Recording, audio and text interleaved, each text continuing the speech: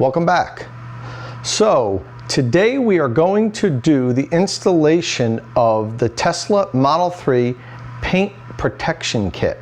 Now Tesla just started offering this for $50 from their website in response to customers complaining that the lower portion of their vehicles in front of the rear wheels and behind the front wheels was getting rock chips, paint peeling at a much faster rate than what would be expected. As a matter of fact, there's a class action lawsuit, I believe, in Canada over this right now. It seems to be affecting the areas that have adverse weather conditions, as you might expect more. Places like in Norway and in Canada where it snows all the time, they use rock salt, sand on the road, and that stuff is getting kicked up and it's eating away at the lower part of the Model 3's paint, which really shouldn't happen. I know, all cars are going to get rock chips and whatnot, but these are new cars and it's happening much faster than what it happens on normal cars or other cars. I won't say normal cars.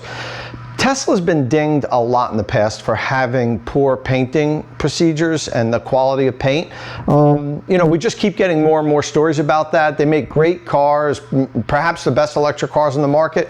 They're still not great at painting cars. And that's a trade-off I think that some Tesla owners like myself have just come to accept. In any event, since Tesla offered this paint protection kit, actually I want to say they offered two. You could buy either or you can buy both if you want. There's two paint protection kits. One is the mud flaps, which go on the front wheels, and the second one, which we bought here, is the paint protection film that's meant to go on the lower body panel and rocker panel in front of the rear wheels. That's what we're going to be doing today. We're going to be putting them on and seeing how it looks, how easy it is to install, and checking the whole thing out. I didn't order the mud flaps for the front. Perhaps I will in the future. I don't have any issues with chipping or peeling or anything on my car yet, but I figured it's better safe than sorry, and also just to do this instructional video and show people how easy or hard it is. We're going to find that out. So I just got it in the mail today. I noticed I got this tube here. It's about 2 feet long. One side has like a proper cap on it, and the other side is just taped. So I think that's the easier side to open. So that's what we're going to do. Put this in. Let's see what we have here. Okay. All right. Squeegee. Need that for paint protection film. We have a instruction manual, paint protection film kit instructions. Pretty thick. Well, it's because it's in a bunch of different languages. That makes sense, because I wasn't expecting to have like 10 pages to put on some PPF, but in any event, there's a bunch of different languages. And then we have here some 3M, that's it. We have two pieces, one piece here, yeah, and it has both sides. Now, I know you can't see this, you probably can't see it, but each side has two pieces. There's one long strip that goes on the lower rocker panel of the vehicle, and then the other strip that is curved and goes on the lower body panel to form, it will look like one piece once it's on the car. And I have left side and right side. That's not marked, but that's going to be important to put it on right, because you have to put the side on you have to use the right piece for the right side. I'm sure the instructions is going to warn me of that. In any event, let me prep the car now. I'll have to clean the lower body panels really well, get them nice and squeaky clean, and then we'll see how the installation goes. Now, I am by no means a professional at this. I did wrap my center console with the Tesla Bros center console wrap, and I have to admit I needed to use the second piece. They give you two pieces for each section in case you mess one up, and I did mess it up. So I am no pro at this, so we'll see how this goes next up. All right, ready to go. Might notice that I have a different shirt on and actually look a little different. That's because I wasn't able to do the video the night that I recorded that first section. After reading the instructions, I found out that I need to get me some baby shampoo.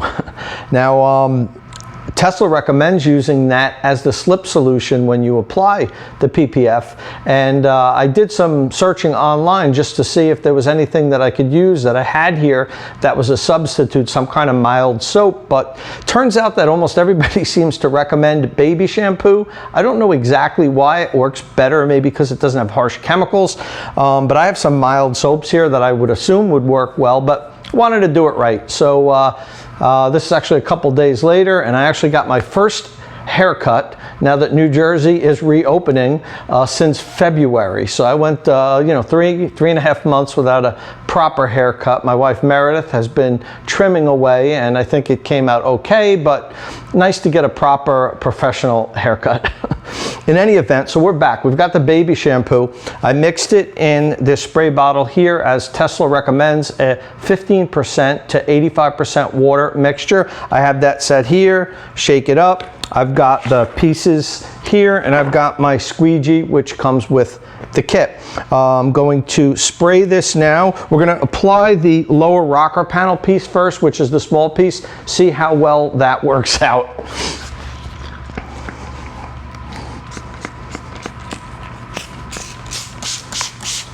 Now it says to spray the solution liberally onto the area, which I will do, and then find the right side. As I mentioned earlier, these are side specific, so you need to use the right size. This is the side for this, and it shows you peeling the piece up a little, spraying that with a little of the solution, the part that you're going to touch, and then let's see how this works out.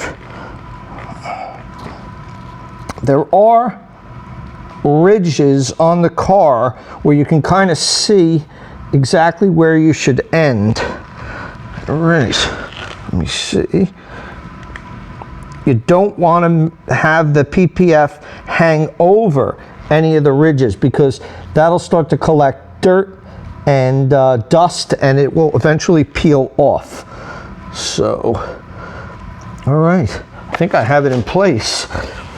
Now, hold on to the PPF a little and squeeze the water solution and air bubbles out.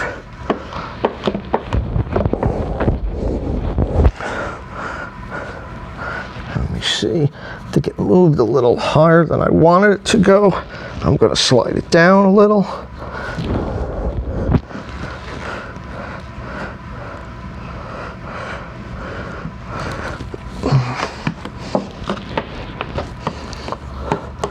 Again, as I mentioned, I am no pro at this. If I can do it, you probably can do it also. All right, yeah, this is too high because I can see air bubbles where it creases the ridge in the car.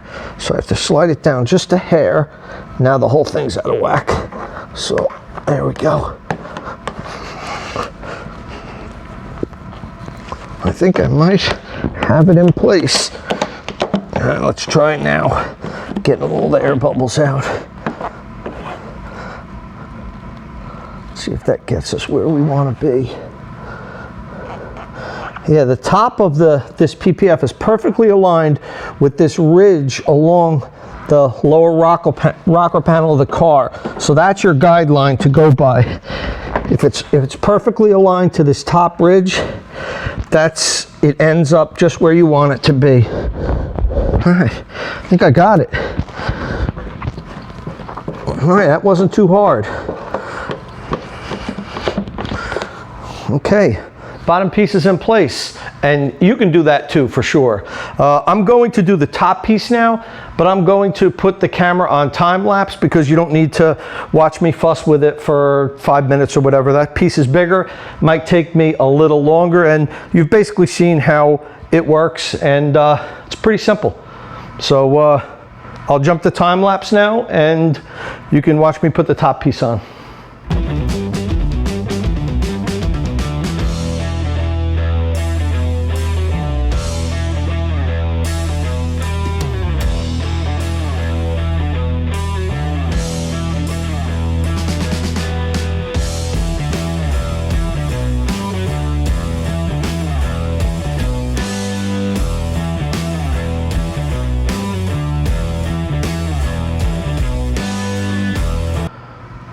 All right, finished. Didn't come out that bad, if I do say so myself. It's not perfect. I notice I have a little bubble in here that I can't get out, so I probably left a tiny little piece of lint or something on the car. You're supposed to clean it off really well, which I did, but then wipe it off really well with like a microfiber or something, so there's not little specks of dust or cloth from your towel that you used. I didn't use a high quality microfiber. I used a regular towel. Looks like it left a little piece of towel left underneath there, so I got a little bubble. It's not bad. It's actually totally fine by me. I think this is going to offer the protection that I'm looking for here. I've seen enough Model 3s and seen enough pictures of Model 3s to know that this is a legitimate problem. I do a lot of driving in New Jersey where we have rock salt on the roads. I also go up to Vermont frequently where my in-laws live. It's all dirt roads with rocks and sand. In the winter, they're constantly dropping stuff on the roads in the snow. So I figured this is a smart bet for me. Haven't decided to go for the front mud flaps yet. I may in the future. I prefer not to have them on my car. I really don't like how they look, but if it looks like I'm getting any type of chips under there, or if the paint is wearing prematurely, I think I'll grab those also. I paid $50 for this paint protection kit. Personally, I think Tesla should give this to Model 3 owners.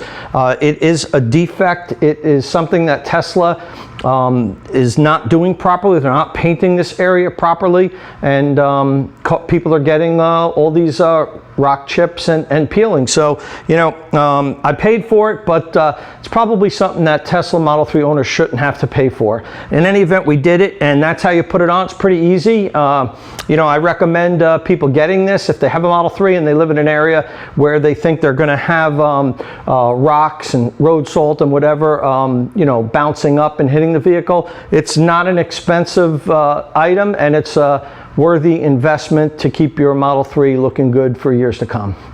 See you next time.